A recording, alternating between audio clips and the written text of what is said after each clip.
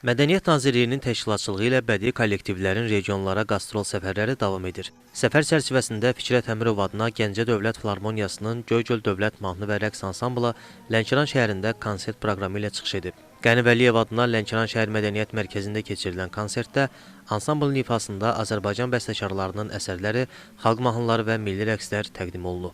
Qeyd edək ki, aparıcı bədii kollektivlərin qastrol proqramı Azərbaycan Mədəniyyəti 2040 konsepsiyası çərçivəsində müəyyən olunmuş prioritet istiqamətlərdən biri mədəniyyətin regionlarda əlçatanlığının artırılması və ölkə üzrə vahid mədəni ekosistemin formalaşdırılması məqsədlərinə uyğun olaraq həyata keçirilir.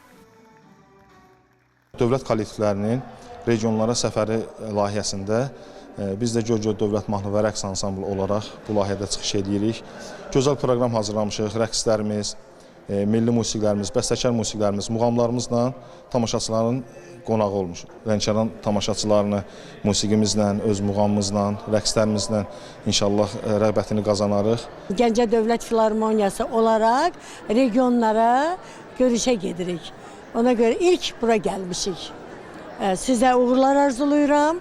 Proqramımız da Azərbaycan milli musiqimizin duhalarının yazdığı əsərlərdir, muğamlarımızdır, xalq mahnılarımızdır, təsniflərdir, rəqslərimizdir.